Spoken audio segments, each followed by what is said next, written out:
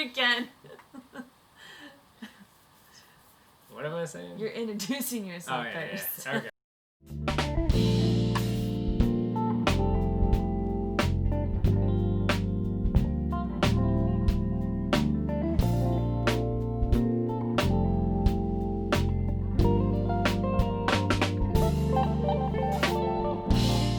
Hey everybody, my name is Tim and this is my lovely wife Heather. Welcome to our first episode of Cocktail or Neat. It's going to be a series of episodes where I bring forth one of my bottles of bourbon from the bourbon back there, and I pour it for my wife to see if she thinks it should be drank in a cocktail or neat.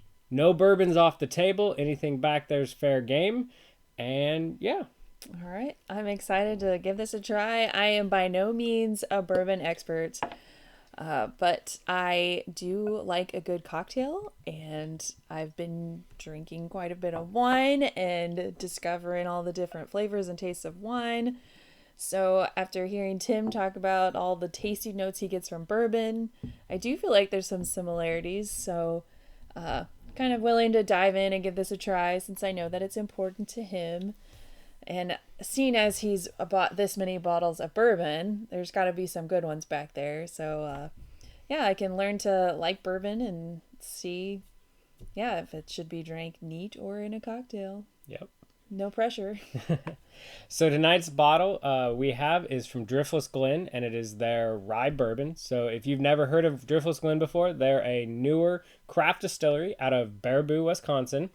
They've been getting a name for themselves. They even have a name for themselves down here in Kentucky. They're getting really popular. A lot of people are really starting to look for them. They're still young, so you're looking about 5 years or so for their product. They're slowly getting up there. They do some really good bourbons, and they do some really good ryes. So we're going to see what Heather thinks about their product. Well, there's quite a bite on it. Whew. Get a nice whiff of alcohol right off the bat. Definitely get that alcohol, some oak on the nose, but there's a lot of alcohol there. It's very spicy, very peppery.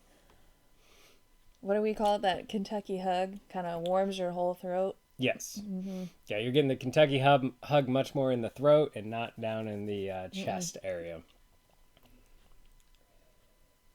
Yeah, but it's not bad. Like each sip kind of calms down a little bit as my taste buds warm up to it. Yes. So this is a barrel-proof bourbon, so it is actually 118 proof, and it is 55 months old. So like I said, a little bit on the younger side, just because that's what their product is right now. But it's one of those, like several craft distilleries, that I think you can start to tell that there's promise here.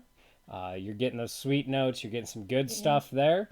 I am starting to get more of that, the caramel sweetness. Mm-hmm. And so in the future, I think it's going to just keep getting better and better with stuff. Probably. Is it like wine where it's going to get a little better with age?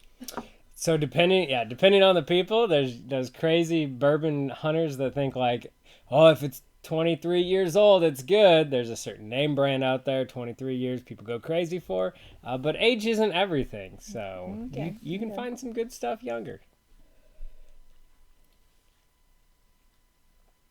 Well, kind of feel like there's not a lot of complexity. I really am just mostly getting that peppery flavor and, just that hint of sweetness so that I know I'm drinking a bourbon. But my suggestion is to have this in a cocktail. I don't think I could sit here and keep sipping this much more. I think I'd want it mixed in with a cocktail.